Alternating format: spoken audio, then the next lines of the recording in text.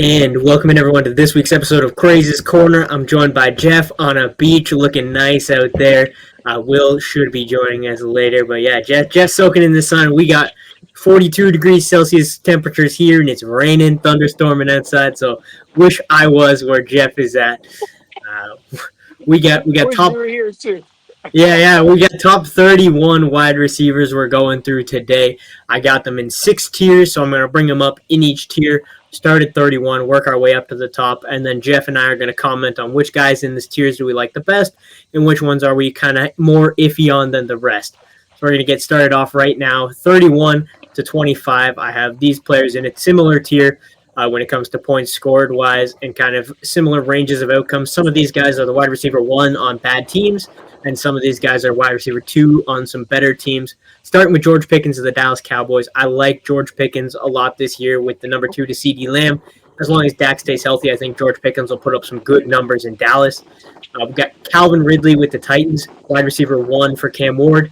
Shouldn't be as valuable as some of the other teams. They'll run the ball a lot, and rookie quarterbacks do tend to not support super high fantasy value. Xavier Worthy with the Chiefs. Is he the wide receiver 1 with the Rashee Rice suspension incoming? Possibly, but if he is, he probably will only be the wide receiver 1 for 4 to 6 games, depending on the suspension. I have Teteroa McMillan, the Panthers wide receiver 1, hopefully this year, number 8 overall pick. I like what he brings to this offense. He should be the wide receiver 1, so I do like this for Teteroa McMillan at my wide receiver 28. He is going higher in drafts, though, so he's a guy that I'm not normally taking, but his skill set should fit perfectly with what this Panthers offense needs. I got Juwan Jennings at 27, who profiles to be the number 1 wide receiver for the 49ers with Ayuk being hurt.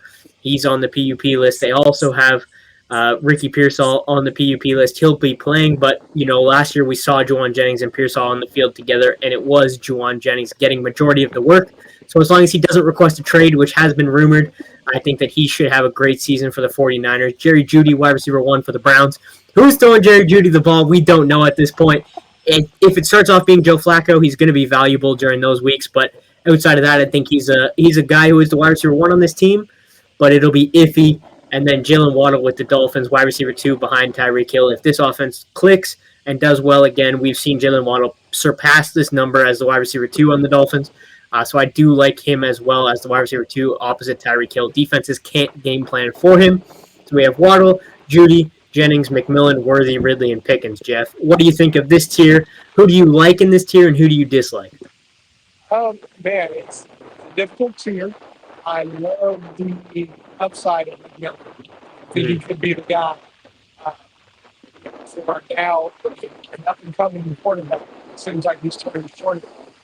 Pickens as well. And, other teams that I'm worried about is the running game. Everybody's kind of up in the arms about Juwan Jennings, with McCaffrey being back. I think that takes away from his volume. And then Kittle's still there as well. So I don't know. There's some other sleepers. There's a lot of receivers in San Francisco right now. So it's just kind of like you don't know who that guy is going to be. I'm sure he's good with Ayuk not being there and Debo being gone. Got a little bit of sand in my face. Thanks, guys. But yeah, it's tough. Ridley is kind of off my radar. He'd be one of those guys who you just kind of have to wait and see as well. They've got the other rookie, Xavier Restro there. I don't know how his chemistry might be with Cam Ward if he kind of uses him as a security blanket. So that tier is very, very hard to choose from. I would go with the upside. So I'm looking at McMillan. I'm looking at Pickens. That's one thing we know about Dallas. They're going to throw the ball. Yep. Yeah, they got no running backs there. Javonte Williams, Miles Sanders, Jaden Blue, they got to throw the ball. That's what Dak is going to have to do. And the offensive line isn't as great as it has been in the past for the Cowboys. So, yeah, I do like that. I do like those guys to be kind of as the higher upside guys, especially George Pickens. I do like we'll move on to the next tier here from wide receiver 24 to wide receiver 18. I got Cortland Sutton at 24, wide receiver 1 for Bo Nix. I do expect them to get Evan Ingram involved a little bit more. They really didn't have anyone outside of Cortland Sutton last year in the passing game. Marvin Mims hopefully takes a step forward. So you will see Cortland Sutton, who was a touchdown machine last year, He should still fill that. I got DJ Moore with the Bears. I think that this offense has way too many weapons to go around. The ball is going to be spread everywhere. They just drafted Burden and Loveland. They have Rome Dunze still, DeAndre Swift out of the backfield. They have Cole Kmet on the team as well. So you're looking at a team that will spread the ball around, so DJ Moore might not just get enough volume. He'll have his big games for sure. I got Mike Evans at 22. I think that with the addition of Ibuka, McMillan is kind of broke out at the end of last year. Chris Godwin's still there, even though he's dealing with some injuries. So it will be an interesting way to see how this offense progresses. I don't see him having the target share to have 1,300 yards and high touchdown rate. So I think that comes down a little bit. Devontae Adams, 21, wide receiver 2 for the Rams. You're looking at a guy there who is the number 2 to Puka Nacua, but he is a talent of a wide receiver 1. So if Matthew Stafford stays healthy, he's shown us before he can support 2 wide receiver 1s even in the past with Kupp and Woods there. So this is definitely a position I like. Devontae Adams. T. Higgins, another wide receiver 2. These are some high-end wide receiver 2s. T. Higgins with the Bengals. That defense sucks. The Bengals are going to throw the ball all over the field. And T. Higgins has proven with Jamar Chase, without Jamar Chase, that he can be an impactful fantasy player. And even if Jamar Chase goes down, T. Higgins could possibly be a top 5 fantasy wide receiver. So I do like his upside. I got your boy here, former Seahawk, DK Metcalf as the wide receiver 19. Aaron Rodgers' new number 1 wide receiver. I got him with 205 points. He is 27. He finds himself in a new offense, but this offense with Aaron Rodgers, he is the number 1 target. Look at the wide receivers outside of him. DK Metcalf is by far the best wide receiver on this roster. He'll get the targets. If he can work on his underneath game and kind of get on the same page as Aaron Rodgers, this could be definitely a fantastic mashup. So I do like DK Metcalf. And then I have Zay Flowers as the wide receiver 18 with the Ravens. I think that this Ravens offense took a great step forward last year with throwing the ball. I think that Mark Andrews is going to kind of take a step back in this offense. Zay Flowers, to me, this season is going to be the number 1 target by far. He's the guy that they're going to look to, rely upon in those clutch situations. And I think Zay Flowers has proven that he can be that guy. So to me, Zay Flowers at 18 finishes this tier off. So who do you like in this tier, Jeff, and who are you maybe a little bit more on the fence with? One guy that I love is Mike Evans. Godwin is still very questionable. I think now with Becca, I never pronounce his last name. There, I think that's going to help him. That will be Baker's underneath guy. Evans is clearly too difficult to guard. His size. I don't think he's lost a step. I still think he's got things to prove.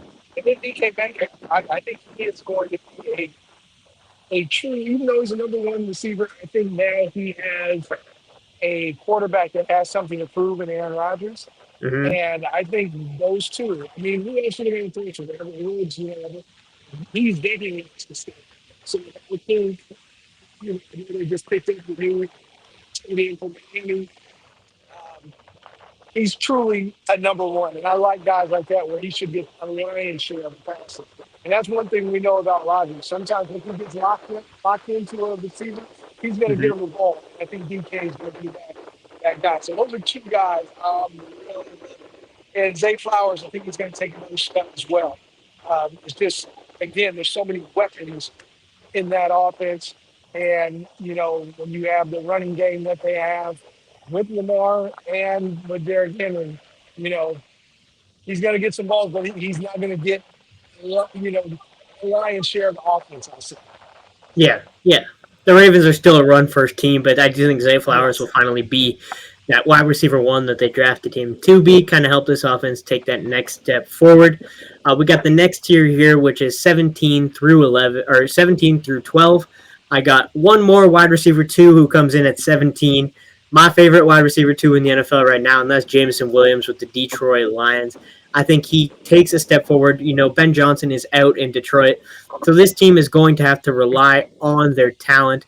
They're going to have to rely upon Jameson Williams, Amon-Ra St. Brown. They're going to spread the ball around, but I do think this is the year we see Jameson Williams, who finished as the wide receiver 19 last year in half-point PPR leagues. He's going to finish. I have him finishing at 17.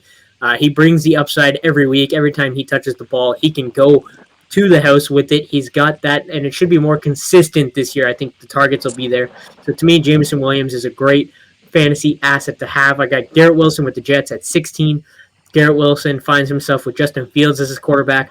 Not great for fantasy because this offense is going to run the ball, but the targets are going to be there. We talked about DK Metcalf being the only one on his team. You should see this Jets roster. Malachi Corley might be the wide receiver 2 for this team. So Garrett Wilson might see 200 targets in this offense. And that might be the only 200 times they throw the ball.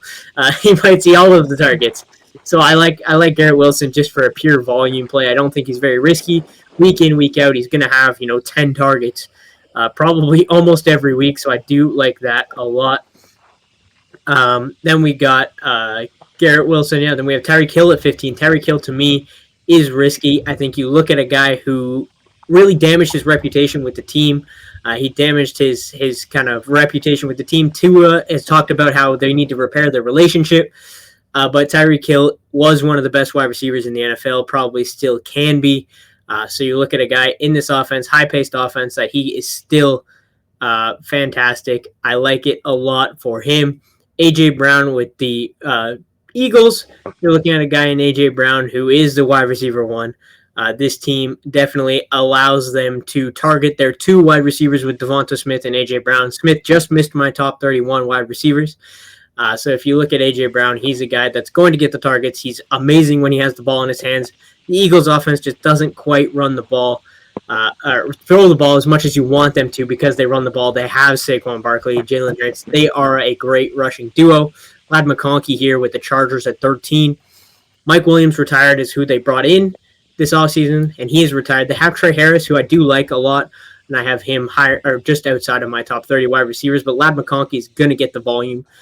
He's played an amazing role in this offense last year, and I think that he can get the same kind of targets and everything as they had previously. So Ladd McConkey, to me, kind of stays right around where he finished last year.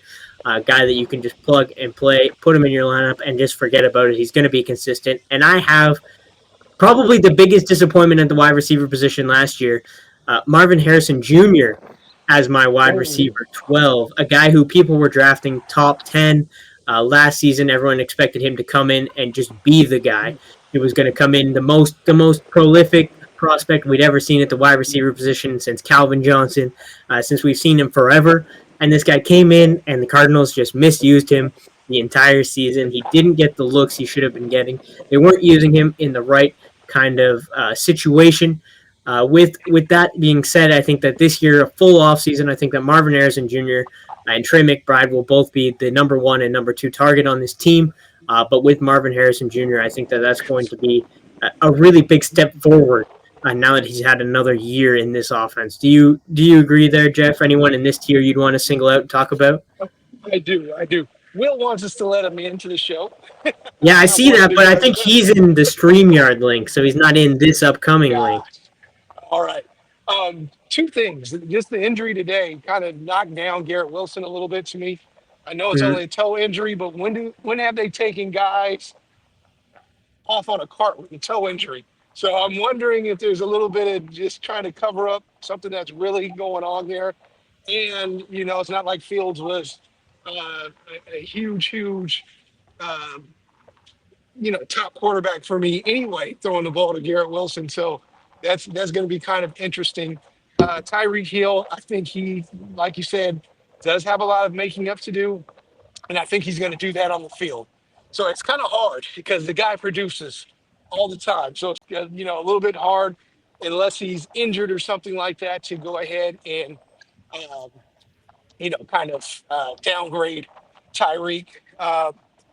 And the last guy that you said, Marvin Harrison Jr., this better be a breakout year for him. So I'm looking at that and just thinking, if he doesn't do it now, that's where that B word starts coming in, bust, especially for fantasy purposes after a while. And he's got a good quarterback, so, can't really say that it's Kyler's fault. So yeah, those are the guys I wanted to single out on that. Yeah, I'll just rename this tier that we're talking about right now. I got Jameson Williams as the wide receiver 17, Garrett Wilson at 16, Tyreek Hill at 15, A.J. Brown at 14, Ladd McConkey 13, and Marvin Harrison Jr. at 12 there. Will, thank you for joining us. You got into the new studio here. What do you think of that? I was in the wrong studio. Hey, look, listening to Marvin Harrison talk that sounds like a wide receiver that's very nervous about who they are and can they perform at the level that they are expected to. I I was funny. I read that interview and then I heard the audio. I would be very worried about drafting him because I'm not sure he believes in himself at the level that everybody else believes he is. Yeah. Yeah, I think that it's definitely something to look at. He put on a lot of muscle this year, so hopefully it can kind of all come together. But we will see. He's this guy who's supposed to be pro ready last year, and they just didn't. They weren't using him right, and he just didn't quite look the way he was supposed to look coming out. So we're gonna make. Hey, in his defense, he didn't have a bad year. He just got outshined by other rookies. I mean, Yeah. his touchdowns. I mean, for a rookie in the NFL, 8 years ago, we would have been like, "Hey, that's a great rookie campaign for a wide receiver." It's Well, if he was drafted in the second round or something, and he wasn't going as a top 10 wide receiver last year, everyone would probably look back and say, okay, he had an all right year, but because he was drafted top 10 in the NFL draft, then he was drafted top 10 in fantasy football drafts, everyone was like, okay, like this guy, he kind of definitely let us down. We're going to make our way 3 tiers left. We're getting to number 11 to number 7 here. We got a guy who had 13 touchdowns last season, and Terry McLaurin coming in at wide receiver 11. He's lower on this list than some of these other guys because he has probably, out of everyone else left on this list, he'll get the least amount of targets. The Commanders love to run the ball, and they did bring in Deebo Samuel as well to this passing game. They still have Zach Ertz, and they're going to throw the ball to Austin Eckler. So you're looking at a guy whose target share won't be quite as high. Hopefully they get this contract situation under control here and they pay the guy who's been with the team forever through all of the bad quarterbacks, never once complained. And now you get a quarterback and you don't want to pay your star wide receiver. It doesn't make any sense to me. Reward this guy. Get him his money. He had a career last year and give him some more targets. Give him some more targets. Let this guy be more consistent. If you look at his game log last year, you were looking at a guy who had maybe 2 touchdowns and very few yards in 1 week, and then the next week he had a bunch of yards and no touchdowns. So he was very consistent despite the touchdown upside that he has. I have JSN as my wide receiver 10. We're looking at a guy last year who broke out, came into the season as the wide receiver 3 on the depth chart. He outshined DK Metcalf and Tyler Lockett in this offense. The only concerns I have is with Sam Darnold. I think he's going to hyper-target JSN, which will at least make him valuable when it comes to volume. But I do think that the worst offensive line is definitely going to hurt Sam Darnold. So I can't see him really breaking into that top 5 this season because I do think that this offense will struggle with Sam Darnold. I got Puka Nacua at 9. I think the addition of Devontae Adams is great for the Rams. I do think it hurts Puka's ability to just kind of be a complete target hog, but I'd still love his upside as long as Matthew Stafford is healthy. We talked about it with Devontae Adams. They're going to support 2 top wide receivers. Brian Thomas Jr. comes in at 8. He's a guy throughout the offseason I've kind of been lower on, but when I went through the stats, I think Brian Thomas Jr. has a great season. I do think the touchdowns might not be quite as big and showy as they were last year. But with Travis Hunter kind of playing both sides of the ball, no more Gabe Davis, I do think, and no more Evan Ingram, I do think that he gets the touches. You're looking at an offense that, again, has some running back questions. Is it Tank Bigsby? Today, he got the first 2 touches in 11 on 11. You look at Travis Etienne. He was behind Tootin there. Tootin got a carry before Travis Etienne did. So you're looking at this team, like, who's their running back? They're going to throw the ball to Brian Thomas Jr. and Travis Hunter. And I have Drake London at 7 rounding out this tier. I love Drake London. I think that he finds himself in a position where Michael Penix Jr., he targeted him a lot at the end of last season. Again, not against great teams.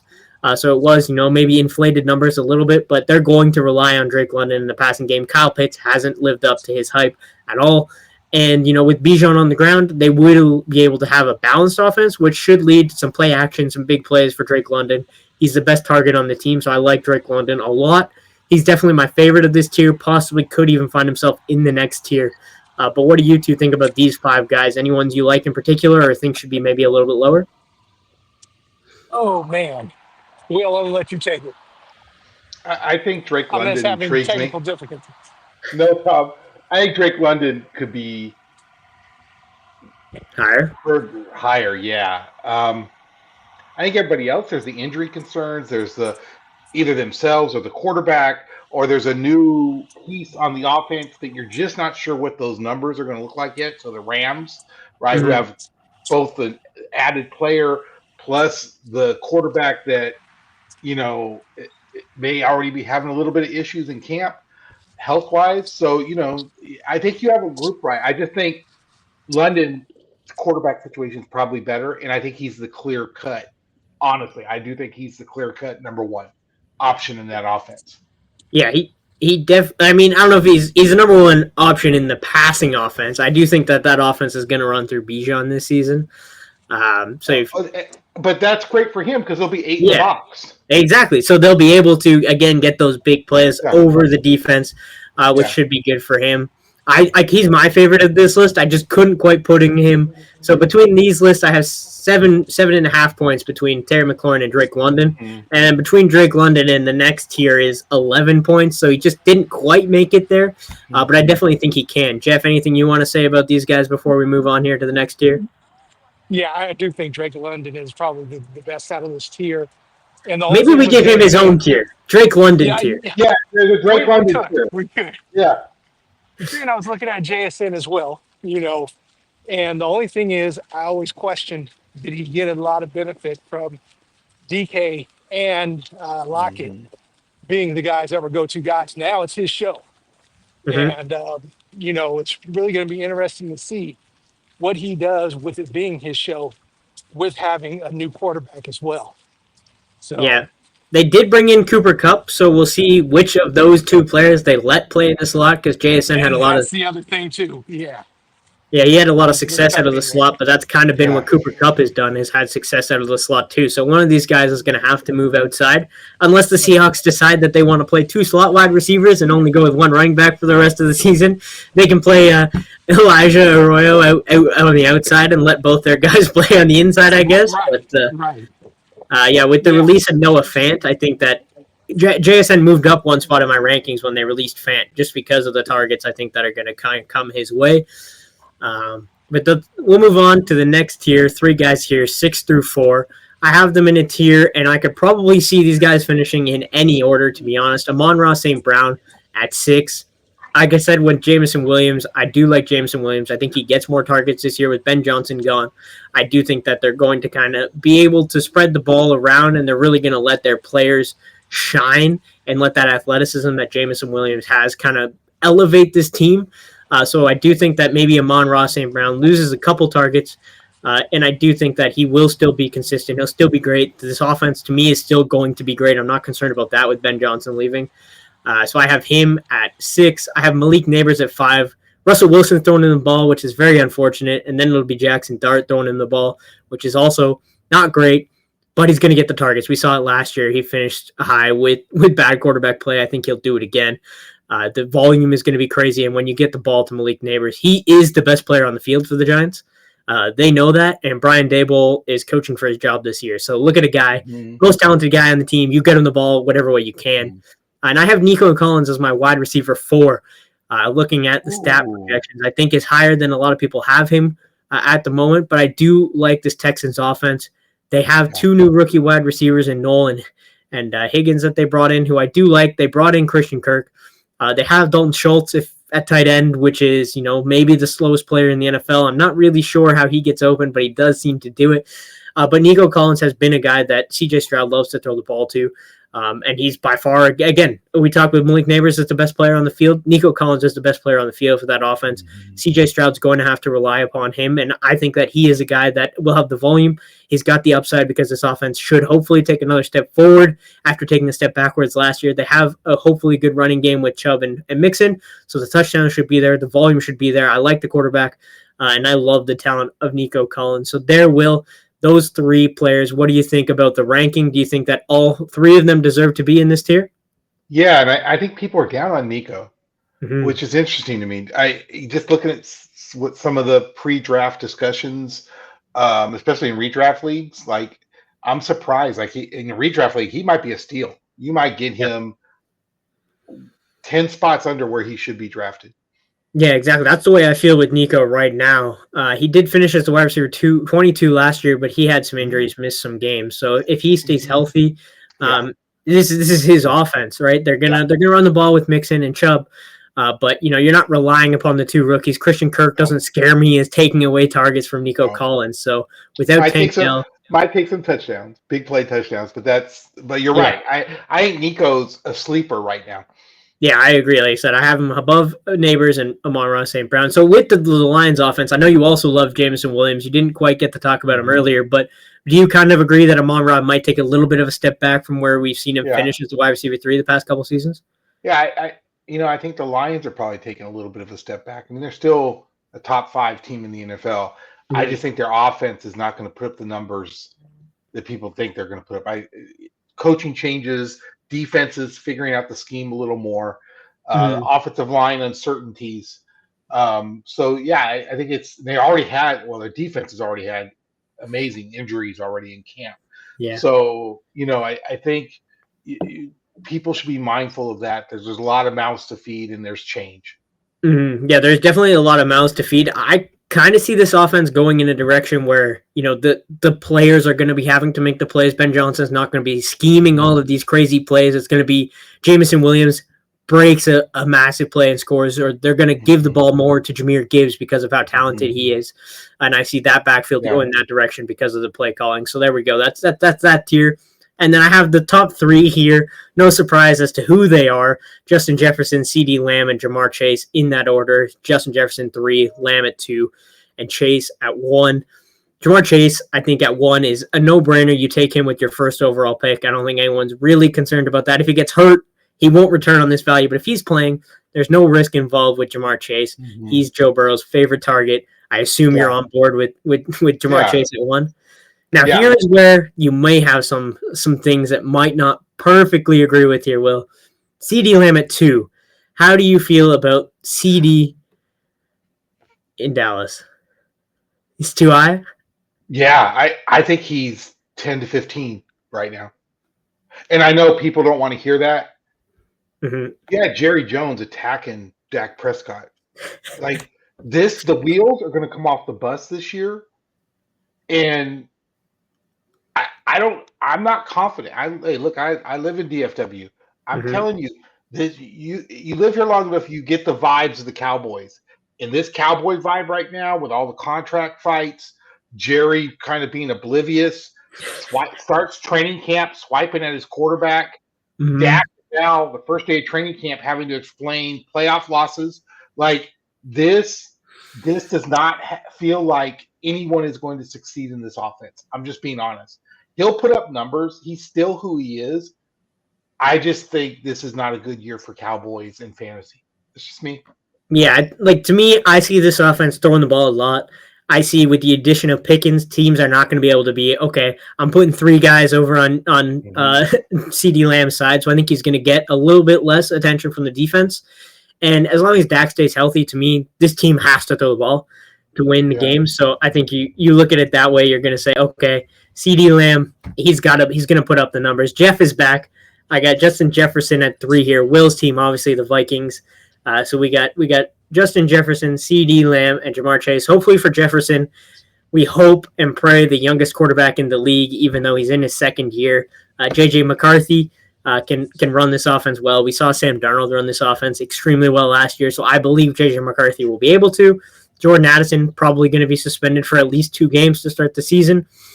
So the volume is going to be there. That probably helps T.J. Hawkinson a little bit at the beginning of the season without Addison there, to be honest, more than it helps Justin Jefferson, because we know how good Jefferson is. They're going to get him the ball.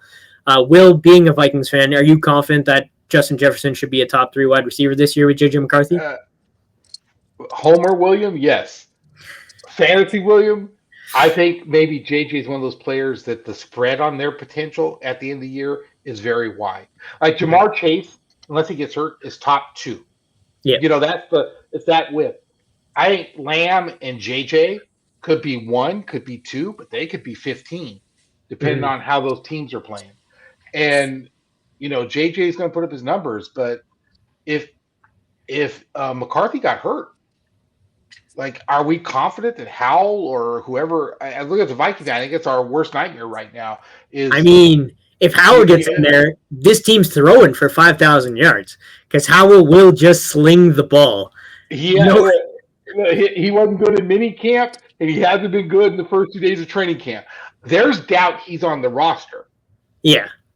So who's the backup? So you got to factor that in with McCarthy because he got hurt last year and you don't really know what you're getting. So Lamb and Jefferson to me have one of the widest ranges of where they could fall at the end of the year. Yeah, I mean, Howell put up 4,000, almost a 4,000-yard season in Washington there before he went to Seattle. So if he gets in, if he makes a team, they'll at least throw the ball a lot. Jeff, what do you think about CeeDee Lamb and Justin Jefferson more than Chase? Because I assume you're on the same page. Chase is going to be great. But of those two, which would you prefer? Actually, I think possibly Chase. I love Lamb because he always gets targets, he gets yards. The one thing he doesn't get for fantasy purposes is touchdowns, Mm-hmm. and sometimes that's the issue.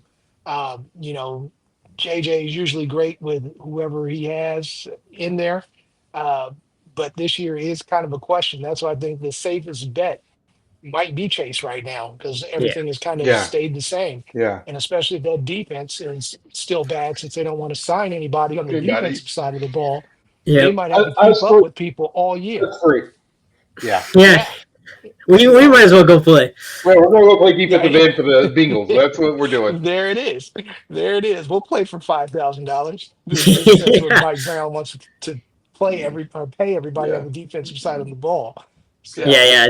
Yeah, I think Chase for sure, by far, the number one. There we go. That was 31 wide receivers in just over 31 minutes this time. We recorded a running backs and quarterback show, so you can go check those ones out as well. And we'll be doing tight ends next week before we get into some mock drafts, some sleepers, some busts, and that kind of stuff coming into the season. I hope you guys enjoyed. Thank you, Jeff and Will, for joining me. You guys can check out my page on Instagram. You'll see I'll have a post coming out tomorrow, which will be the day that this is posted with the Presser app. So you can go check that out as well, guys. You definitely don't want to miss that. It's going to be some big things coming your way. So thank you guys for joining me. Hope everyone enjoyed. And make sure you guys stay tuned for the tight end rankings next week. sound good, guys. Take it easy. All right. Thanks, Hank. Are we out? Yeah.